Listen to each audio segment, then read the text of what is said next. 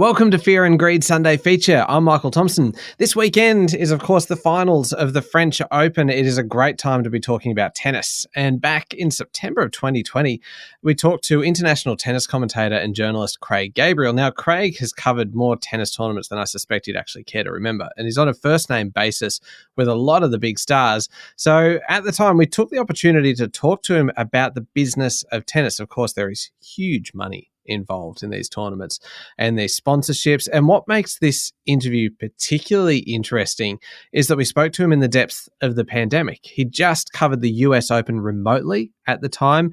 And of course, that year, Wimbledon had been cancelled for the first time since World War II. This is a terrific chat all about the business of tennis. I hope you enjoy it. Regular listeners would know that every Friday we like to look at the business of leisure. This week's topic is one of the most popular leisure activities in the country, not just for players but for spectators as well. I'm talking about tennis, a sport that's become synonymous with big sponsorships, huge prize money and massive television audiences. My guest today is Craig Gabriel, one of the best commentators and journalists in the sport. He knows the players and he's got great insight into the multi-billion-dollar business that tennis has become. Craig normally spends a fair chunk of the year travelling the world. He's just wrapped up coverage of the US Open for 9 Radio, although for once couldn't be there in person, forced to stay at home by COVID. Craig, welcome to Fear and Greed. Sean, it's good to be with you. It's been a different sort of US Open altogether. Yeah, how was it covering it remotely? It was very weird and very strange. I mean, certainly, when I'm in New York at the US Open, because it's a day-night event and I'm also dealing with time differences, it's still a 17 or 18-hour day. It's even been up to a 21-hour day. Wow. But to do it back in Australia with a 15 to 17-hour day is, let me tell you, it takes some work. It really does. It's not easy at all, especially when you turn up at the studios and the station at 12:30, 1 o'clock in the morning, and you're still there at 3 o'clock in the afternoon.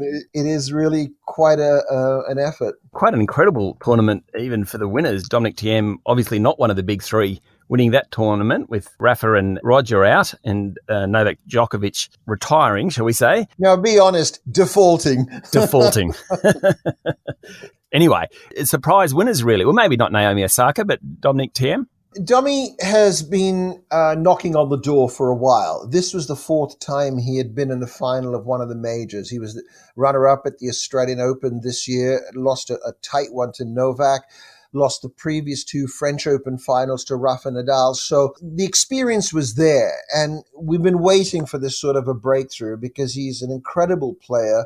He's very professional. He's unbelievably fit, and it was about time. It really was. Yep. And I think what's also exciting is that we're seeing a different line of players that could be starting to make these inroads through the big three. So you're heading to the French Open, are you, in a week or so? Are you actually covering that courtside or back home? No, the plan is to be in Paris at Roland Garros to cover it courtside. I'm fortunate enough to have the exemption and look, it is of business interest as well to be there because it is one of the biggest tournaments in the world. I would have gone to the US Open, but what happened with that is that the United States Tennis Association decided it was going to be a completely closed tournament. So there were no crowds, as we know, but they also cut back the number of media that were allowed, and they opened it only to about 8 or 10 media, and they had to be New York-based media. Right. So even if I had gone into New York, I wouldn't have been allowed on site at the US Open. The French Open is a bit different.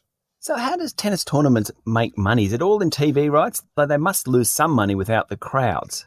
Oh, there's no doubt about it. But so much of it is because of TV rights and because of sponsorship rights. Obviously, there is a great amount of money that comes in with ticket sales, but it's the other 2 aspects that outdo that. So it's worthwhile putting it on then? Absolutely. It's crucial for sponsors and to keep the word out there. That was what was so important for the US Open and also looking ahead to the French Open. So what about Wimbledon this year? What happened there? Well, Wimbledon took the decision not to go ahead because numbers were so bad in the London area. And as a result, they decided not to go ahead. But the crucial aspect of Wimbledon's decision was because a few years ago, a member of the finance committee decided that they should take out insurance, not just regular insurance. All the tournaments take out insurance. If there's a total washout one day, then they can claim that insurance and then compensate people who have bought tickets, etc. But what this very brainy man decided was they should take out pandemic insurance. Prescient. Well, unbelievable, because that insurance also covers things in the event of Her Majesty's death. So they really were thinking ahead, weren't they? They're probably lucky they had a monarch as old as she is, perhaps. Yeah, well, quite possibly. And look, obviously that day is going to come. Hopefully, Hopefully it's not going to be. It's not going to be in the next few years or anything. But all those sort of things were taken in consideration. And Wimbledon, they made, I think it was about 150 million pounds out of that insurance on a premium that was costing them about, I think, £2 million a year. Wow, the poor underwriter. Now, getting on to the players themselves, someone like Roger Federer or Serena Williams, how much are they worth? And is it sponsorship money that they make their money from? They make their money two ways. One from sponsorship and second, obviously, with prize money. Novak Djokovic actually leads the pack on prize money. He's earned in excess of 150 million US dollars. And it was incredible. Roger was so close to becoming the first player to earn 100 million. He was sitting on about 97, 98, and then Djokovic pipped him at the post on that as well. So Rafa is on about 85 million. Serena is on about 80 million or so. So that's one area. But most of their money is earned from sponsorships. And there's so many different aspects of that sponsorship, because not only are they paid to have a patch on their sleeves, on their tennis shirts, but just on that point, players that are sponsored by Nike are not allowed to wear a patch for any other company. Oh, wow, it's exclusive. It has to be exclusive. Only one player got away with that, and that was Li Na, China's Li Na. Rafa, if you look at Rafa's outfits or Serena, there is no other patch on their outfits other than the Nike swoosh. Roger was with Nike. He was in the same boat. He is now with Uniqlo, which used to sponsor Novak. Roger's contract is worth about 300 million US dollars with Uniqlo. I don't feel so bad for him not making that $100 million first exactly now. Right. Novak, he moved across to Lacoste, who also provide me with kit, but certainly not the dollars. Novak Just is, the kit. Just the kit is on $9 million a year, and it's a 5-year contract with Lacoste.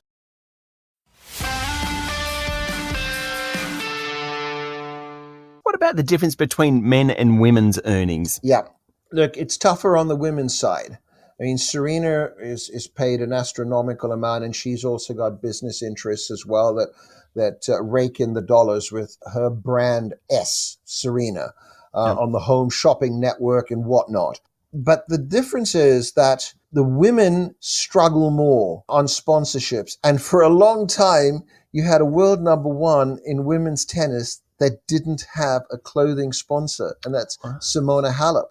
She's now with Nike. She used to be with Adidas. She's with Nike now. But none of these women that I've mentioned is the highest earning female athlete or tennis player in the world at the moment. That honor is with Naomi Osaka. Right. Naomi Osaka, I mean, I'm thinking of Ash Barty here, who's just your run-of-the-mill world number one. Yeah. But I'm sure wouldn't attract, outside Australia particularly, wouldn't attract the sponsorship dollars of, certainly of not a Serena Williams. Why is Naomi Osaka so attractive to sponsors? Japan. Roger, by the way, I'll get to Naomi in a second, but Roger, for the first time, became the highest earning athlete in the world, period. Oh, wow. On the Forbes list. And that was only this year, in the last few months. Osaka and her opposite number on the men's, Kei Nishikori, are showered with sponsors from Japan. And that's where most of it comes from. I think she's picking up like $26 million a year from sponsorships. Good on her. How difficult is it to pick? I mean, there's sort of the Nick Kyrgios level, and we sort of know what he's capable. He's not a top three at this point, but he's that level. But what about that next level down? And, Alex de Minaur and even the level down. How hard is it to pick a winner if you're a sponsor trying to get your name out there? Yeah, it's not easy because everybody focuses on those players, Roger, Rafa, Serena, Novak. You have to win a major. And when you win a major, that's when the dollars start to roll in. You have to be top 10, the dollars roll in. And one of the points I was going to make is that it was these sponsorships. It's not just about wearing a patch. They get a bonus for their ranking. They get a bonus for who they beat. They get a bonus for if the match is on television, all those sorts of things. And that all adds up. Alex de Minaur is starting to pick up some of the sponsorships. He's now got a sponsorship for a watch company. There are a couple of other sponsors that he's got, in addition to his clothing and his rackets, etc. So it's starting to build up. And the more of a profile he develops, more of those sponsors and the dollars will start coming in. But, Alex would be a top 30 or 40 ranked player, I'm guessing, which means there's a hell of a lot of players out there who must be doing it a little bit tough week in, week out on the circuit. Oh, absolutely. Alex has been inside the top 20. He's inside top 30 now. The potential is there to go really high. And that's what a lot of these companies will also look at. What is the potential of some of these players? What is their drive? How do they present themselves? So things will work out for somebody like Alex de Minaur. But when you look at somebody like John Millman, who's ranked in the top 50, he's been a quarterfinalist at the majors. He's beaten Roger Federer. It's not so easy for him. He may get a bit here and a bit there. If a company knows his match is going to be a television match, then they may put a temporary patch on him. But It is a struggle. It is absolutely a struggle. Everybody just looks at those big names and thinks everybody further down is privy to those sort of dollars. It's not the case. Why is tennis so popular, particularly in Australia? And why have we been, the last few years, probably the last couple of decades really, hasn't been our strongest period. That sort of 60s and 70s was, I suppose. But why is tennis so big and why is Australia so good at it? Well, because it's a sport you can play from the age of 3 to 93. Things dipped when a lot of the backyard courts were removed for further development of properties and things like that. But it's a game that appeals to so many. And people feel that they can also relate to those stars out there. And feel, you go to the Australian Open or you go to the tournament like the ATP Cup that was held in Sydney, and you're in such close proximity to these players. Yeah. That, it just rubs off. And I think that's why, Australians love the sport. And obviously we do have a tradition and a heritage with tennis and the people that we've had, before our current crop and how they've presented themselves, etc. And to have a world number one in the most delightful of people in Ash Barty only adds to the attention and focus of the sport here in Australia. And it's one of those sports, I remember going to the US Open many years ago and Leighton Hewitt was playing. It was a night match. Watching tennis live is several levels up than watching it on TV. And after the game, it was an outside court. He came over and had a chat to we in the Australian contingent. It was personal. I was sold on watching tennis live from that moment. As you say, you get so close. These are superstars who are kind of looking at you. It's quite incredible. You get the feel of it. You get the smell of it. You hear it. You hear the way that ball strikes the strings of a racket. You can almost feel the sweat falling off their faces. And it's a different feeling altogether. You really get to appreciate seeing it live, how hard they hit the ball and how quickly they move around the court. There's nothing like seeing it live. There really isn't. Nah. Now, look, I can't let you go without asking you, who is your favourite male and who's your favourite female tennis player at the moment? It's tough. I absolutely adore Ash. She's just the sweetest person to know. I worked for Serena for 10 years and Venus, so you're up close and personal. But it's more the players from the past, players that I grew up with, that I probably have a closer connection to.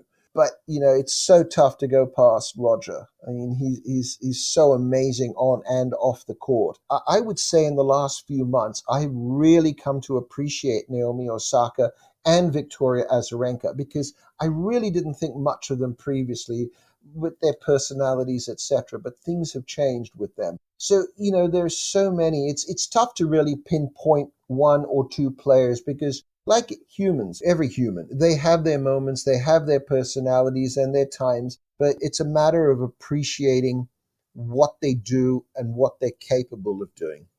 Very diplomatic. Craig, thanks for talking to Fear and Greed. Thanks, Sean. It was a pleasure. It was really nice to talk with you. That was Craig Gabriel, one of the best commentators and journalists in the sport of tennis.